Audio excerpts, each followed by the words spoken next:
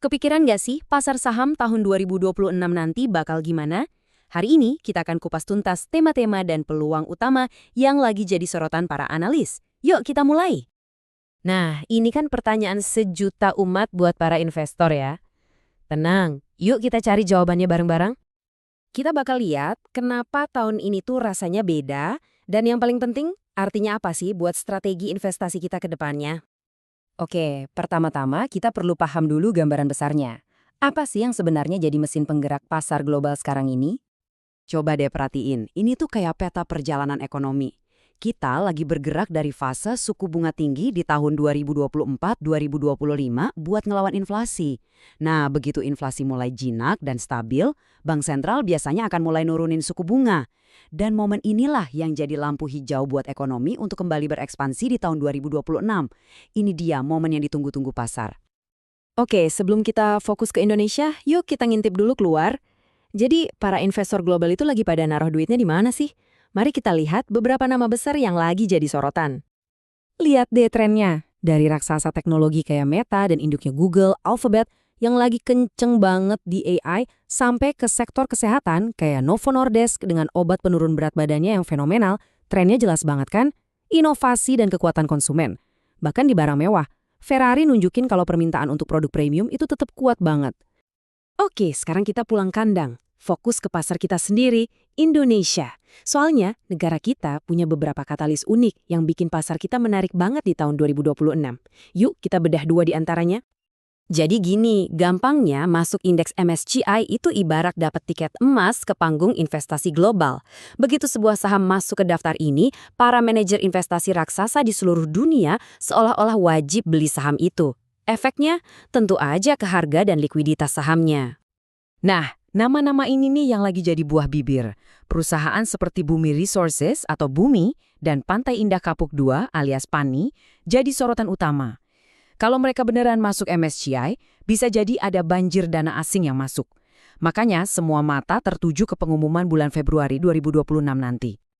Dan ini bukan cuma omong kosong loh, coba dengerin kutipan dari pengamat pasar ini. Ini nunjukin kalau ngejar masuk MSCI itu bukan cuma spekulasi, tapi seringkali jadi sebuah target yang benar-benar dikejar oleh perusahaan. Di slide ini, kita bisa lihat ada pergeseran yang menarik banget. Investor itu lagi pindah haluan. Tadinya banyak yang main aman di saham-saham raksasa yang kita sebut blue chips, yang pertumbuhannya stabil. Sekarang, mereka mulai melirik saham lapis 2. Ini adalah perusahaan yang ukurannya lebih kecil, tapi lebih lincah, dan punya potensi tumbuh jauh lebih tinggi, apalagi kalau suku bunga nanti beneran turun. Oke, kita udah lihat gambaran besarnya. Sekarang, yuk kita zoom in lebih dalam lagi. Sektor spesifik mana aja sih yang katanya bakal panas di Indonesia tahun 2026? Coba lihat grafik ini deh. Kelihatan kan gimana saham-saham bank besar itu kayak tertinggal kereta di 2025 dibanding indeks LQ45. Tapi justru disitulah ceritanya jadi menarik. Karena valuasinya sekarang jadi lebih murah. Dan ada harapan suku bunga turun yang bisa bikin margin keuntungan mereka naik lagi. Banyak analis melihat ini sebagai peluang emas buat perbankan bangkit kembali di 2026. Kalau kita lihat sektor energi, ini ceritanya soal peluang di tengah kesenjangan. Lihat aja data ini. Pemerintah punya target besar soal energi terbarukan, tapi realisasinya kan masih jauh. Nah, buat nutupin gap itu, butuh investasi yang nggak main-main. Disinilah perusahaan kayak Barito Renewables Energy atau BREN bisa dapat durian runtuh dari dorongan pemerintah ini. Di komoditas, ceritanya seru nih. Ada kombinasi antara harga global yang lagi bagus dan kebijakan strategis dari pemerintah. Harga emas lagi terbang tinggi. Ini jelas menguntungkan produsen lokal.